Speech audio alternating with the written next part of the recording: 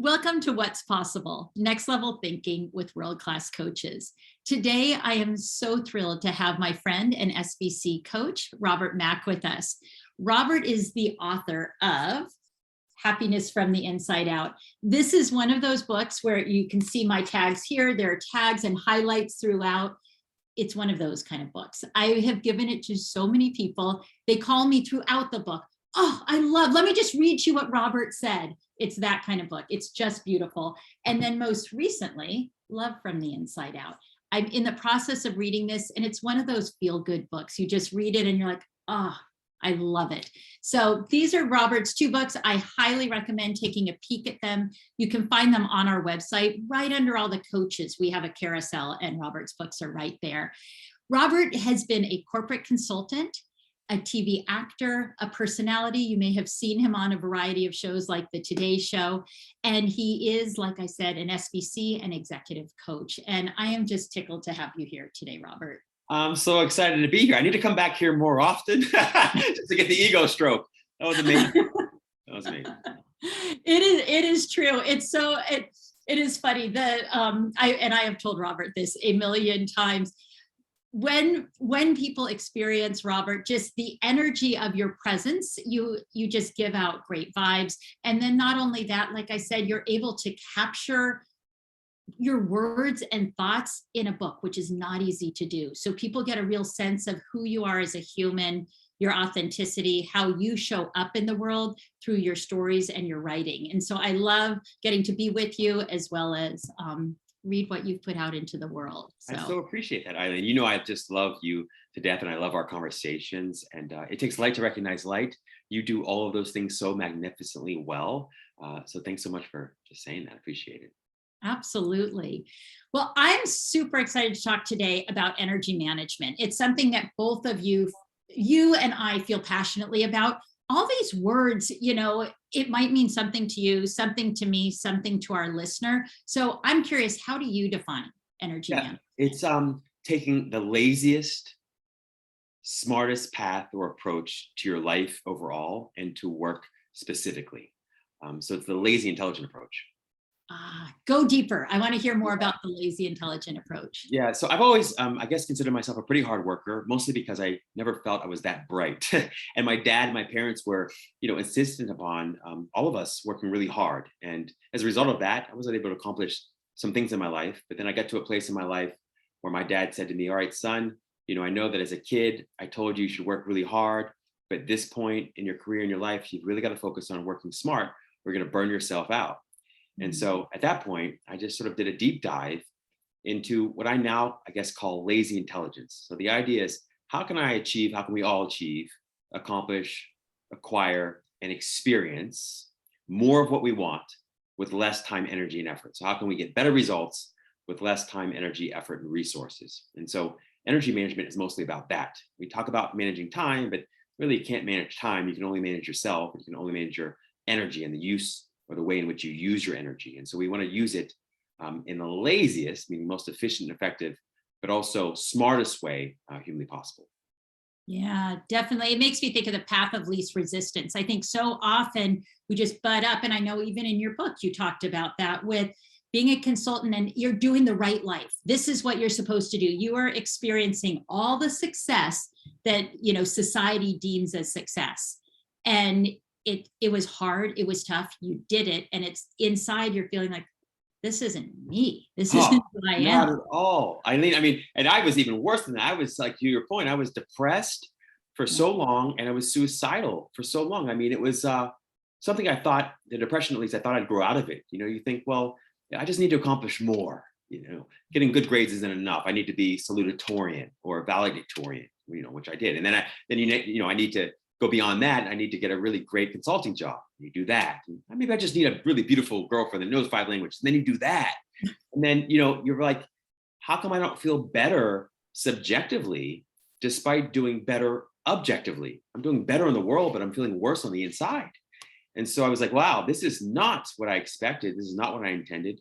Got to a place I was so suicidal that I began to look up ways and means and methods to kill myself. And I even had a suicidal experience there where I decided I was going to slit my wrist, and I dug the knife into my wrist. And I mean, strangely enough, in that moment, I experienced like this inexplicable, ineffable peace, love, and joy, the kind of which I had never experienced before, that I had never experienced even when I was achieving, accomplishing, acquiring all these other things, 2 beautiful German cars and health and all this stuff. Like I didn't feel any of that peace, love, and joy with any of those accomplishments or achievements. But then I felt it at the seemingly lowest point in my life, without any external conditions or circumstances changing whatsoever.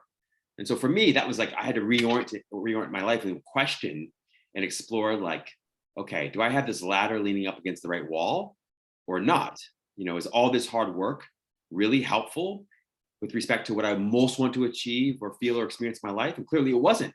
It clearly wasn't. So I wasn't at that point taking the path of least resistance or the path of lazy intelligence. And I wasn't at all thinking in terms of energy management or flow state or anything like that. Wow. First off, thank you. Thank you for sharing. That's one thing that I so appreciate with you is just your vulnerability, your transparency, your authenticity. You do it in everything you do. You show up that way, and by doing that, it allows others to show up in that same way. And so, thank you. I really appreciate you sharing that with me. I know you talk about it in the book. However, just even to hear you talking face to face about it, it really, I can feel it. I can feel that shift in you, that depth of where you were, and that moment of hold tight. There's something else here with love, peace, and joy. And I kind of want to hone in on that. What was that moment? What shifted? Something happened in that second. What was it? That's only taken me 20 years to understand. That's what I love about you. You have the most profound questions. That you really hit the nail on the head. That was the question that I sort of struggled with for 20 years. And I come to realize, so simple, it's almost laughable, which is that finally, for one moment in my life, I stopped rushing and fussing and worrying and struggling and striving. And I stopped trying to plot and plan and script my life. And I even forgot all my desires. I forgot all my fears. And for one moment in my life, when I began to contemplate seriously the end of my life, I came to the end of thinking or thought altogether. And so for a moment or a micro moment there, my mind was finally still and silent in a real palpable way. And so I felt this like innate or inherent peace, love, and joy that's always there underneath the surface, but always there. I felt it shine through. It's like what I call it now is the eternal sunshine of the spotless mind. It's that invincible summer within that's always there. It's that sunshine that's always behind the clouds of thinking and worrying and planning and plotting, and sometimes even your desires. It's always there. So I had that experience then. I just called it divine intervention, didn't know what else to call it. And it took me 20 years to really get back to a place where I fully both understood it and then could begin to integrate that more consistently into my daily life, like just the stillness and the silence alone.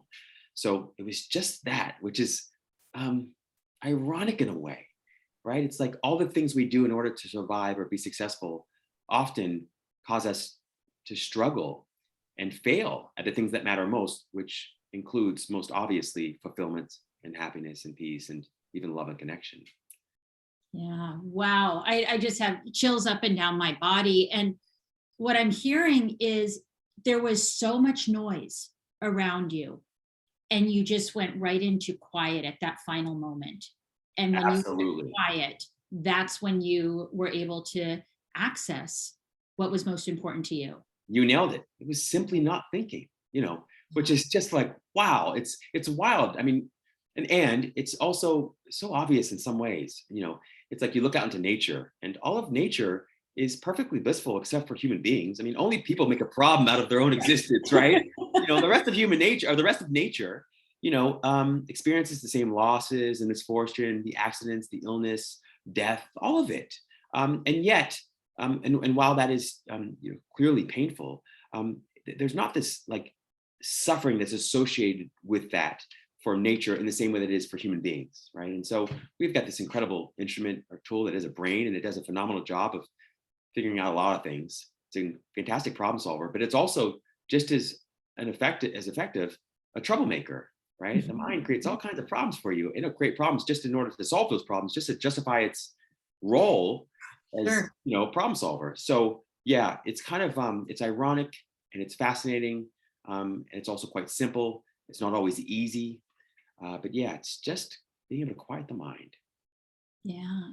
Well, and again, it goes back to what your dad said, his wise words of thinking smarter. And that thinking smarter is quieting the mind, it's quieting the noise and going into where, leading from the heart. And yeah. That's right. That's when the miracles happen, the magic happens, and that's where lightning strikes, right? I mean, you hear folks like Einstein even talk about, the limits of the rational mind, and that all his greatest inventions, discoveries came not through the rational mind, but through imagination, right? When he's sitting in the bathtub for way too many hours as his dinner's getting cold, and he's just letting his mind sort of wander, or his mind goes quiet, or that's when the greatest discoveries, inventive, creative insights, and solutions often surface. And there's another point there that you mentioned, which I just think is so profound. I mean, I love you highlighting it, which is that the place for me to start when it comes to lazy intelligence or energy management is like asking yourself a question that can sound and feel very existential, but it's extraordinarily practical, which is like, why are we all here? Like, not just in this Yeah. conversation or listening to the conversation, but why are we here on this planet? Like, what's it all for? What are you trying to achieve, accomplish, or acquire, experience, or feel through having kids, getting married, succeeding at your job, getting the promotion, making a ton of money, having a healthy body, looking attractive? For me, it's really just a feeling that I'm and that we're all ultimately after. You can call that feeling fulfillment or contentment or peace or love or happiness, but it's a feeling. If we didn't experience or expect to experience that feeling, we wouldn't want any of the achievements or accomplishments or acquisitions in the way that we do. And so if you can kind of remember that, if I can remember that, then I can stop routing every achievement, acquisition, accomplishment, like start writing my happiness and peace and love through achievements and accomplishments and acquisitions. In other words, I don't need to make other people, places, or things the middle men and middle women and middle people or processes through which I can experience the happiness and fulfillment and the peace or the abundance and prosperity that I'm ultimately after. I can go directly to the source for it. So that for me is largely what lazy intelligence is about. Yeah. Well, and it's trusting your knowing, and I was thinking about, I had a conversation with my daughter earlier today, and we were talking about investing in yourself. And when you start to invest in yourself, you have 100% control. And that's an investment you will never regret making. Oh, I love that so much, Eileen. You're absolutely right about that. There's a huge piece of this, of course, like you said. It's, of course, the self commitment called self investment. There's self awareness there, self love. The point for me, largely, is also like just being crystal clear about the things that allow you to feel tapped into and turned on, that allow you to feel, happy, that inspire you effortlessly and easily, and like leaning into those things, right? As opposed to leaning away from those things. Often we get this idea stuck in our head. I know I did. It's like no pain, no gain. And if I suck at something, I should work at it until I'm Yeah. really good at it. Harder. Yeah. Yes, right? But we know that's a really ineffective way to become successful or happy. And so instead, to your point, it's like I call them happiness islands, but it's like identify your happiness islands in life. Those people, places, things, and activities that allow you to feel inspired, energized, happy to be alive. And then simultaneously identify your success islands. Those are things that you're naturally, easily, and effortlessly gifted at doing. And so you can almost do them blindfolded. Where they overlap, so the activities that are on both lists, those overlapping islands are your core competency. It's your comparative advantage in life. It's where you experience flow state most consistently. It's where you're 500 to 1,000% more effective and efficient and efficacious at whatever you're doing. It's really your personal brand. And so if we can trust more, to your point, and invest more in ourselves and discovering our happiness islands and our success islands and where they overlap, and then do what we can to schedule more of our lives in such a way that we're spending and working and playing on our islands as opposed to our deserts, right? So happiness deserts are things that drain you. Yeah. Success Yeah. deserts are things that you're either really good at, but it takes you too much time, energy, and effort, or things that you're average or below average at, no matter how hard you try. If you can reverse engineer those deserts out of your life, meaning do less of them by either reducing, eliminating, outsourcing, delegating, automating, or regulating, right? So those 6 options, in other words, just get them off your plate, then you'll find you're being a lot lazier, it seems, but you're having a heck of a lot more fun and you're way more productive and way more creative without the time, energy, and effort you're accustomed to.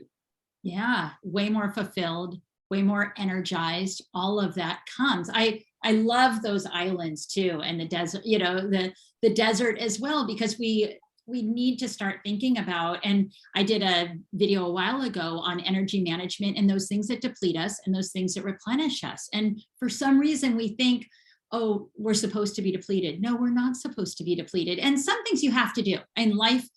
You've got to do some things. However, if we are running a full day, a full week, a full month and year on pure depletion, we're going to be flat on our backs. And so how do you replenish with those things from those islands that will actually replenish you? So good, Eileen. Yeah. You're right about that. The other piece of that, I know for lots of us, is that we have a lot of judgment around that. It's like, I should want to spend 24/7, yes, right, with my kids or with my friends or doing this thing that I hate or that I doesn't, it's like, no. Like, if you can sort of stay open and non-judgmental and just be curious around it, you could see that you could be a better friend or a better partner or a better worker or a better lover or a better parent if you actually spend some time doing other things that energize you, inspire you, uplift you. And then when you get back to doing some of the other things that you have to do anyway, you'll find that you actually kind of enjoy those things or really very much enjoy those things. And it's just that you were burnt out or depleted, to your point. Exactly. And I've been doing a lot of thinking and talking with clients around boundaries. That boundaries is such a taboo thing. It's like, oh, Robert has a lot of boundaries. No, that's what allows Robert to show up as his best self in all arenas, because he has great boundaries. And that's what we need to start embracing, is our boundaries, so that we can protect our energy. And so good. You're right about the boundaries. And it's such a, I think sometimes these words, like in mainstream culture, we're so used to hearing it's like boundaries. Oh yeah, I know, but it's like, you really have to look at that closely. What are we saying when we're talking about boundaries? And they're boundaries, not walls, right? They're boundaries, not walls. And so exactly. Yeah. I love that point. There's something else you said there, which I wanted to just touch on real quick, which is also, I know with my, clients and friends and family, and with my own life, I know sometimes it can be challenging too, because you think that it's up to other people for you to stick to your boundaries, right? But it's not. Like, you can communicate your boundaries, but at the end of the day, if it's not working for you, it's not working for you. You don't have to have agreement of what the boundaries are. Exactly. You continue to follow through on your own boundaries and execute against your own boundaries without needing the whole world to buy in, so you can be healthy or happy. Yeah, absolutely. Love that. One thing I want to circle back that you were talking about too, and it's a word that I use a lot and love, and that's fulfillment. And when I very first started my coaching a zillion years ago, it was specifically with moms in transition and women in and out of the workplace. And there was so much pressure to be balanced. And how am I going to balance my life? And I would talk to clients about this, give talks on it, and say, let's throw the word balance out. Unless you're doing Pilates or something like that, we do want to have balance for our bodies. We don't need balance in our lives. And instead, what I always would say is, let's look at, or not would, I still say, let's look at fulfillment. What does a fulfilled life look and feel like for you? And what's that pie look like? Those slices might be different at different times of life. And when I think about our energy management conversation, if you're trying to live a perfectly balanced life, chances are your energy is not going to feel as good as if you're living a life that's fulfilled, where it might not be as balanced. And I want to throw it your way. Any thoughts on that? Oh, I couldn't agree with you more. I mean, I've probably been the most unhappy when I've lived the most objectively seeming balanced life. It's like people look at my life and say, Rob, you're not balanced at all. I mean, because I all day, every day during the week, I work and I talk to people. So then there's like my Sunday where I just hide from people because I'm an introvert by nature, and Saturday I'm a little more social. But they would say, yeah, you don't live a balanced life. And I've discovered that, to your point, I mean, I'm not after balance. I think I'm for sure after fulfillment and after happiness. And if balance supports your happiness and fulfillment, by all means, right? If it does not, then not so much. So I'd say that, yeah, better litmus test for me at least is, am I fulfilled? not if I'm balanced. Because so yeah, it's a really great point that you make there. And I kind of think of also for those people that are interested in balance, it also could be a pendulum too, right? Sometimes we think it's like finding your forever home. I'm going to find this home, and I'm going to be in it forever. Sometimes it happens. That's great. Or I'm going to find this sweet spot, my forever sweet spot, my forever balanced place. But it's more like a pendulum. It swings, and so you'll find yourself sometimes just swinging into aloneness, or swinging into being by yourself, or working a whole lot or whatever. And then you find that what, I've had enough of that for a while. I need to swing the pendulum back in the other direction. And that pendulum only remains a functioning mechanism as long as it continues to swing a little. It doesn't have to swing violently, but it's just swing a little, right? The moment it becomes stuck to either one extreme or dead center in the middle, you have to begin asking yourself, am I fulfilled in this? Or have I just and only optimized for balance, which is not leading to the fulfillment that I'm ultimately after? Yeah. And ultimately can suck your energy, absolutely. I keep going back to your dad's quote, and I was thinking of my dad as well. He would always say to me growing up, if it's fun, or if it's not fun, don't do it. That was the message I got growing up. And that didn't mean, you don't have to do the hard work, but it goes back to what your dad was saying too. It's, work smarter, and smarter ideally is more fun. And Oh, investing in the fun. So good. Yes, that's precisely it. You're right. I remember reading that. It might have been a Jack Canfield book too, and it just resonated so strongly with me. It just was like, to your point, if you can't, if it's not fun, or you can't make it fun, try not to do it at all. And so you're right. So the first piece is it fun, and then secondly, it's like, well, if I have to do it, first of all, if it has to be done, a lot of things don't have to be done. So it comes back to this theme of like essentialism. yes. We think so many things are necessary in life. They're not. There's so many things that are not necessary. So many things that are totally unnecessary, that aren't contributing to your success or your happiness, or your feelings of connection and love. That's the first piece. And then the second piece is, if it does have to be done, does it have to be done by me? It's like, no, it probably doesn't. Unless you love it, unless you're good at it, you probably shouldn't be the one that's doing it. I was going to say, people might be better served if it's not done by me. Oh, so many things. Most things, actually, you should be sure not to give them to Rob. Apparently, Eileen. I feel like Eileen can do anything. I feel like you can do anything and everything. No. But yeah, I'm terrible at like 99.9999% of things, and I don't want to do them. And there's this 0.00001% of things that I love and come to me most easily. And that's kind of where I want to spend my life. Sometimes that evolves. That's fine. I'm open to it evolving, and I'll always be open to new experiences and trying new things. But yeah, I think sometimes many of us try too hard to force ourselves to be something other than what we really are, or what we really want to be. And we're all born the way we were for a reason. And I think we all have unique and infinite value in being who we ultimately essentially are. Yeah, absolutely. Absolutely. And it makes me also think of life stage too, because as we go through our life stages, so much of the beginning is exploring. You don't know what you really love. I mean, you explored so many different things when it brought you down a tunnel that took you to a very dark place, but it was, and it was through that experiential opportunity that you realize, oh wow, I'm so off course, and had that moment, that really deep moment. I always am cautious, because we might have somebody 20 or 21 or 25 or what have you, early 30s listening. They're still in an exploratory stage. And I think I shouldn't even say that. I'm still in an exploratory stage. I don't think that ever ends. But I think as you go through life and you go through life stages, you start to get clearer and clearer on who you are, what resonates, and what allows you to shine as your best self. And I'm curious if you've noticed that shift in you through stages. Without question. I mean, life is, to your point, it's a data gathering experience. It never ends. I mean, it's endless. It's a never ending story. And just when you think you've landed or arrived at the one thing you'll do for the rest of your life, or the one thing you'll love or enjoy for the rest of your life, it changes, it evolves, it deepens. So you want to stay open to that, I think. The other piece of it, and this is where I feel like there's a lot of opportunity for most of us to get clear on.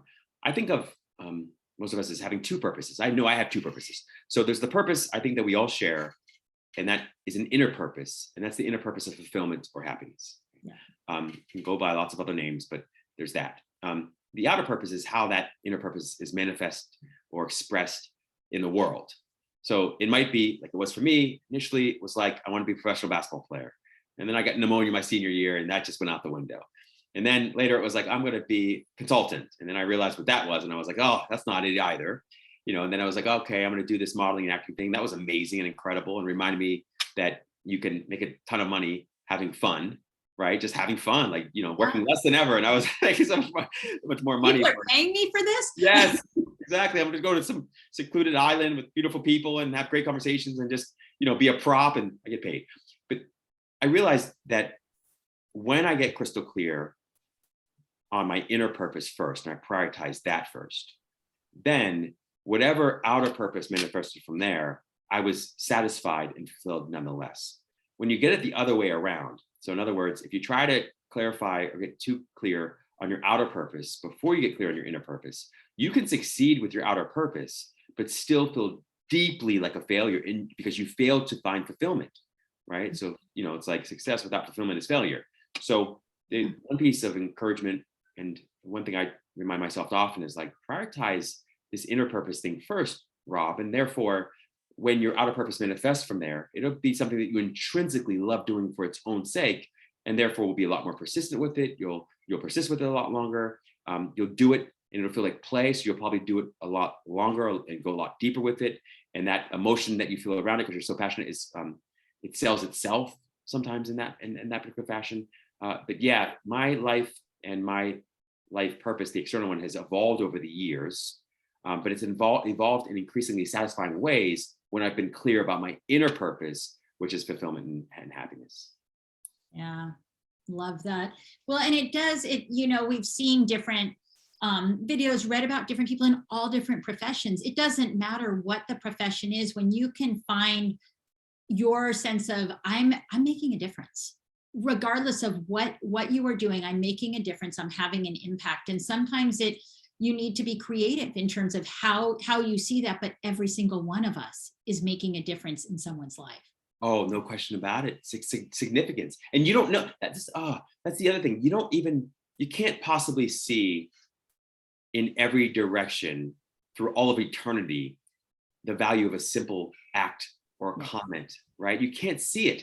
I had this experience once. I was doing a morning show for a couple of years, and I would go after the show, and I had to keep up with the wardrobe thing. So like, people remember if you wear the same thing more than once. So I would go, sometimes buy clothes, sometimes return, whatever. And I was buying something, and I was walking out the store, and there was this gentleman, and he came up to me and he said, "Oh, I just love what you're wearing," And I said, "Oh, thanks so much." And then we started talking. He said, "What do you do?" And I started telling him what I did. And he said, "Why do you do that?" And then I got a little bit into the story that I got into with you. I shared that story with him around the depression, the suicide, and suicidal experience. And I felt all of a sudden, right to my right, there was a young man standing there with him who I didn't really notice right away. And apparently it was his son, and his son was getting really upset, really worked up. And I thought I had said something to offend him or insult him or, upset him in some way. So I said, "I'm so sorry, are you okay, my friend? Like, did I say something that upset you? I am so sorry. Please let me know." And he said, "No, no, no." He was like, "Rob, you don't know. Like, you just shared this story, and today was going to be the day." And I was like, "Today was the day for what?" He was like, "Today was the day that I was going to kill myself. Today was the day." And his dad looked at him like, shocked, of course. His dad didn't know.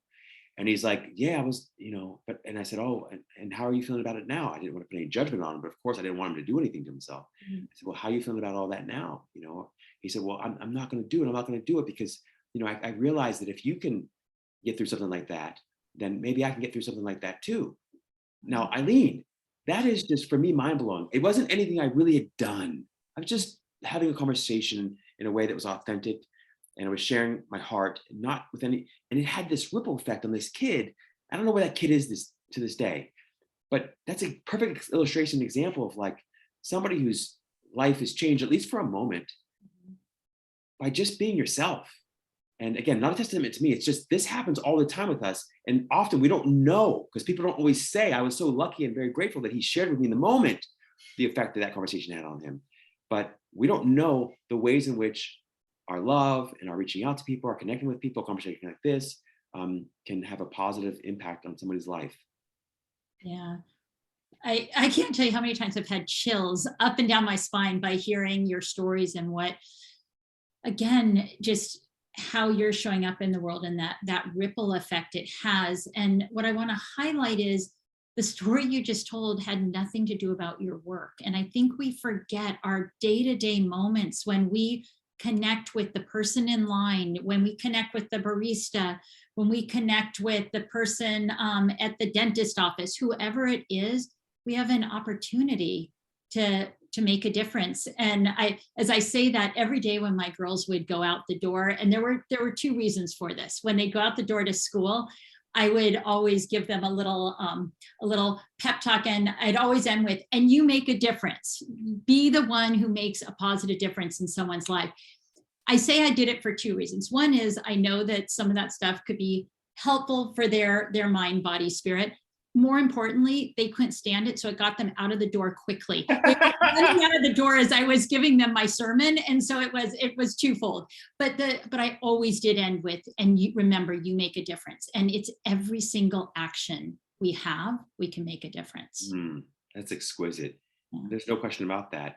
I love that you plant these seeds, Eileen, in your kids' lives, and it's you're right, something that we could all be doing more of, right? We can all be doing more of that. And the other thing is, and I love what you said, which is that I think the thing about energy management and flow state and lazy intelligence is that it's often counterintuitive. It feels counterintuitive, right? It's not really counterintuitive, but like by being relational instead of being transactional, which is what you do extraordinarily well. I mean, you connect with me about something related to business, but it always feels relational. That is so much more effective and efficient and enjoyable. For me, I know it is. I'd say for most people. And therefore, it's good business. It's good business to be relational, right? And that doesn't mean you can't still make the transaction. In fact, it helps to lubricate or facilitate the transaction. And so what you're saying here is just so profound. There's such intelligence in authenticity, being relational, in self-disclosure and confident vulnerability, because they're contagious, and they really help to prepave the kind of connective experiences with yourself and with others that allows other things to happen in ways that they couldn't otherwise. Yeah. Thank you. That's so beautifully said. And you're right. When you show up and you care about the person, whoever it is, your energy is going to feel good. You'll be managing your energy. You'll be in sync with who you are and who you're meant to be. Yeah. We know that. Emotion is the most contagious element on the planet. It's more contagious than any virus that we're aware of. You can pass it through a computer screen. You can pass it 3,000 miles away through a glance, or through a photograph, or through a text message. People pick up on the emotion that you are feeling yourself, right? So yes, no question about it. If you want to affect others in a positive way, try to find that place within yourself where you're feeling and experiencing that which you most want to feel and experience, which is peace and love and joy. And it's a sort of miraculous and magical the ways in which it opens up opportunities in your lives. And in my life, it has in ways that I could have never scripted myself. I love that. We try to script ourselves and it doesn't end up that way, and it can end up so much better. So I love that. All right, I could talk forever, but now I'm going to ask you if you'll play 1, 2, 3 with me. Yes, of course. Excellent. Okay, what is one mindset shift that you hope our listener takes away around managing their energy? Commit to happiness. It's the cheat code or the master key to everything else you want in your life. We've got decades of empirical data to support that. You also have your personal experience. I have my personal experience and all my professional experience. So commit to and prioritize happiness or fulfillment above everything else. Yes. Number 2, 2 ideas or facts that you hope our listener takes away. Happiness is closer to you than your own hands and feet, closer to you than your own breathing.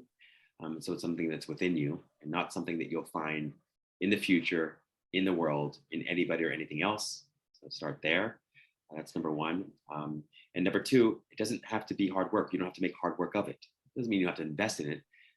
But like for me, I found it when I just stopped spending so much time worrying, planning, plotting, scripting every moment of my life. And I think you'll find it too over time, whoever you are out there, if you can spend a little more time quieting your mind. So stillness and silence are superpowers. Yeah, definitely. Just mindfulness. Yeah, being able to, absolutely. Last question. 3 actions that, actually, it's not my last question. I didn't tell the truth on that one, but the 3 actions that our listeners can plug and play with. I always like things to be actionable. There's so much information that can feel overwhelming. So let's just dial it in. What are 3 takeaways that they could do today? Yeah. First and foremost, clarify what you're optimizing your whole life for. It doesn't have to be happiness or fulfillment. I don't care what it is, whatever. It could be money, it could be millions or billions of dollars. That's great. I love it. It could be being a best-selling author. It could be, being an Academy Award winning actor or filmmaker, whatever it is. Clarify that, number 1. What are you optimizing your whole life for? And recognize you can change your answer any particular day. Okay. Second, reverse engineer out everything that doesn't directly essentially contribute to that primary or principal goal. Okay, as much as you can. You still got to pay your taxes on the whole 9, but do what you can to reverse engineer out all those deserts, and then reverse engineer in all of those happiness islands and success islands. So all the things that you genuinely love and appreciate and enjoy doing that energize you and inspire you, and all the things that you're effortlessly gifted at doing without very much time, energy, and effort.